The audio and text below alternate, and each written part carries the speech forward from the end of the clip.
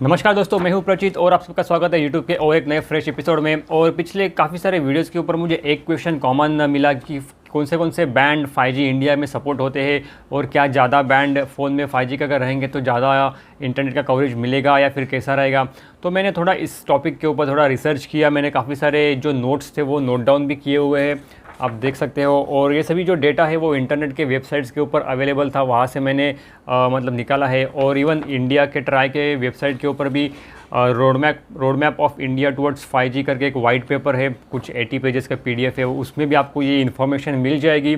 सबसे पहले मैं एडवांटेज आपको बताना चाहता हूँ कि आप सभी को पता है 5G मतलब better speed, better bandwidth and better capacity. अभी आज के तारीख में हालत क्या हो रही है कि 4G का नेटवर्क इतना कंजेस्टेड हुआ है कि जो प्रैक्टिकल 4G का स्पीड रहता है 50-60 Mbps वो भी हमको नहीं मिलता है। VR मतलब कुछ 5, 7, 8 Mbps के ऊपर स्टक हो जाते हैं। कोई एरियाज़ में मिल जाते हैं अच्छा स्पीड लाइक 20 Mbps, 30 Mbps, लेकिन वो भी लिमिटेड रहता है। सभी लोगों को मतलब सेम स्पीड हर जगह पे नहीं मिलता है। 5G 2019 में इंट्रोड्यूस हुआ है और हम लोग भी by the end of 2022 India में 5G देख सकते हैं सभी मतलब कमर्शियल प्लेसेस के ऊपर।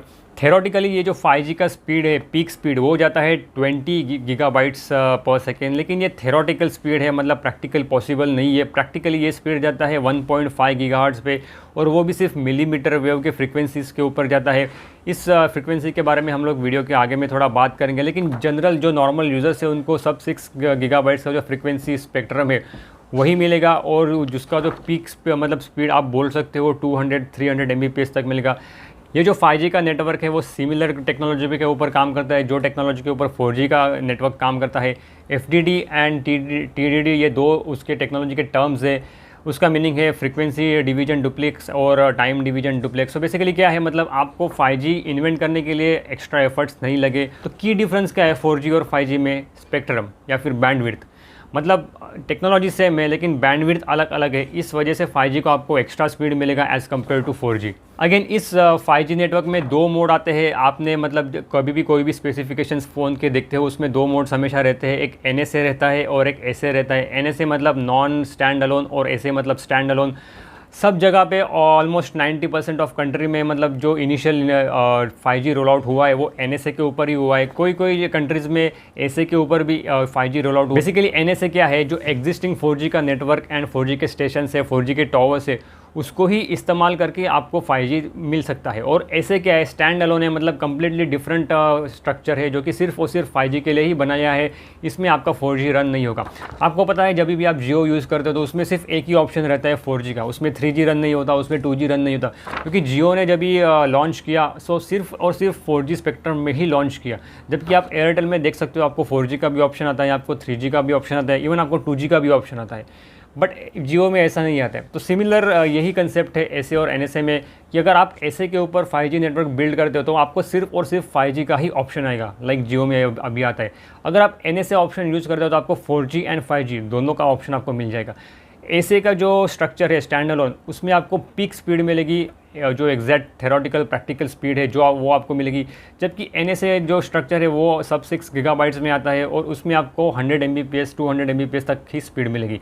प्रैक्टिकली ये सब बोलने की बातें हैं 100-200 Mbps, लेकिन मेरे हिसाब से इंडिया में अगर 5G रोल आउट भी होता है और जब भी वो कमर्शियल बेस पे जाएगा तो आपको मैक्स टू मैक्स 50-70 Mbps का ही स्पीड मिलेगा, उससे ज़्यादा आपको नहीं मिलेगा। आप थेरोटिकली कह सकते हो कि आप you will enjoy the 4G speed when 5G arrive in India. आप ये स्टेटमेंट लिख के ले लो, जब भी 5G इंडिया में कमर्शियल स्टेट पे जाएगा आप जो 4G की जो थेरोटिकल या प्रैक्टिकल स्पीड है ना वही इंजॉय करने वाले हो। अभी मैं आपके साथ बात करता हूँ नेटवर्क बैंड्स की 5G के। बेसिकली 2 अलग अलग बैंड में आता है। एक सब 6 गीगाबाइट्स का बैंड रहता है जो 6 गीगाबाइट्स के नीचे तक आता है। उसमें भी 2 ऑप्शन है, एक लो फ्रीक्वेंसी बैंड और high frequency band. Low frequency band जाता है 600-700 मेगाहर्ट्ज़, जबकि हाई फ्रीक्वेंसी बैंड जाता है करीबन 3.6 गीगाहर्ट्ज़ की तरफ।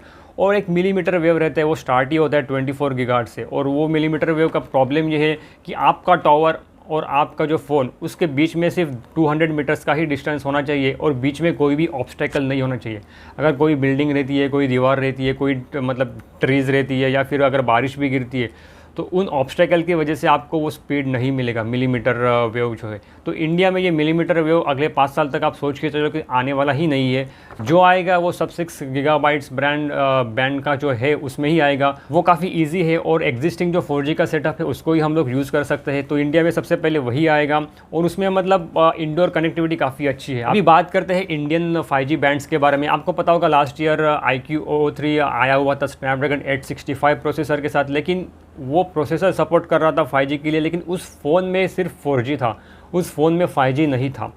अभी आप जितने भी सारे फ़ोन्स देख रहे हो मिड बजट में, या बोलिए फ्लैगशिप कैटेगरी में बोलिए, सब में आपको 5G का मतलब ऑप्शन मिलता है विथ लिमिटेड बैंड्स।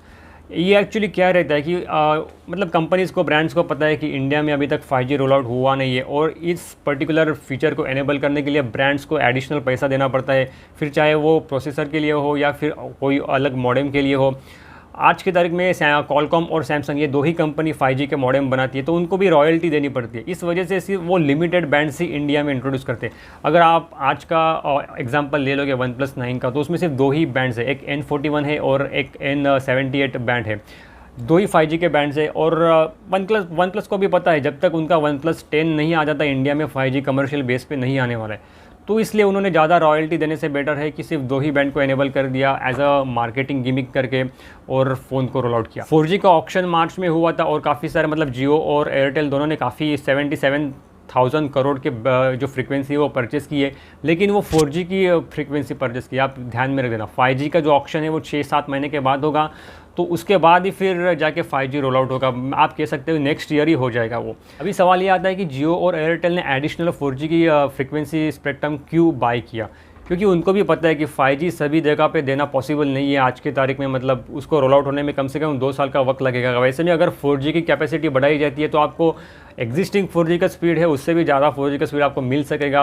एंड उनके कंपनी का भी नाम होगा। मतलब लेट्स से अगर जियो बोलती है कि 2022 से आपको 5G मिलेगा और अगर आपको 4G का स्पीड भी अगर 30 Mbps मिल रहा है तो भी आप खुश हो जाओगे। तो बेसिकली ये भी एक कंपनी की स्ट्रैटेजी है। बेसिकली इंडिया में जो 5G का ऑप्शन होगा उसमें सबसे पहला जो बैंड रहने वाला है वो है N78 बैंड, जो सब 6 गीगाबाइट्स का बैंड है और उसमें जो स्पेक्ट्रम है वो 3.4 गीगाहर्ट्ज़ से लेकर 3.6 गीगाहर्ट्ज़ में इंक्लूड होते हैं। दूसरा एक बैंड जाएगा वो जाएगा N257 और एक का रहेगा N258, ये मिलीमीटर वेव के बैंड से। और अगेन दूसरा एक बैंड है वो 259 एंड 260, ये भी मिलीमीटर वेव का ही बैंड है। और मेरे हिसाब से ये जो मिलीमीटर वेव के बैंड है इसमें कोई ज़्यादा इन्वेस्टमेंट नहीं करेगा। जो भी इन्वेस्टमेंट होगा वो N78 बैंड में ही होगा और आपके फ़ोन में ऑलरेडी N78 बैंड दिया हुआ है। अभी एक क्वेश्चन भी आता है कि जितने ज़्यादा बैंड उतनी ज़्यादा कनेक्टिविटी, ये सही है, लेकिन अगर आपके फ़ोन में ऑलरेडी 4G के बैंड्स रहेंगे अप टू N41 तो आपको 4G का पिक स्पीड भी मिलेगा। तो ऐसा ज़रूरी नहीं है कि आपके फ़ोन में सभी 5G के बैंड्स होना ज़रूरी है, मतलब चाहिए ही चाहिए। 2 बैंड है ठीक है चलेगा, लेकिन अगर आपके फ़ोन में 4G का N40 बैंड है या 4G का N41 बैंड है फिर भी आपको 50 Mbps से स्पीड आराम से मिल सकती है। तो ये पूरा मतलब एक थ्योरेटिकल कंसेप्ट है कि कैसे कौन से बैंड्स इंडिया में आएंगे, क्यों ब्रांड्स ज़्यादा इंडिया में 5G बैंड्स को इंट्रोड्यूस नहीं करते रॉयल्टी की वजह से। और इवन अगर आप OnePlus में जाके देखोगे कम्युनिटी सेक्शन में तो OnePlus 8 OnePlus 80 में भी काफ़ी सारे मतलब ग्लोबल लेवल पे भी लोग बोल रहे हैं कि उनके फ़ोन में उनके जो नेटवर्क है वो 5G को सपोर्ट करता है, लेकिन OnePlus के फ़ोन में 5G नहीं दिखाई दे रहा है। इसका रीज़न सिंपल है, क्योंकि OnePlus ने 5G एनेबल नहीं किया था, सभी बैंड्स एनेबल नहीं किए थे। ये सॉफ्टवेयर थ्रू एनेबल किए जा सकते हैं, हार्डवेयर एंड सॉफ्टवेयर का कॉम्बिनेशन रहता है। हार्डवेयर लेवल पर ये डिसेबल किए हुए हैं।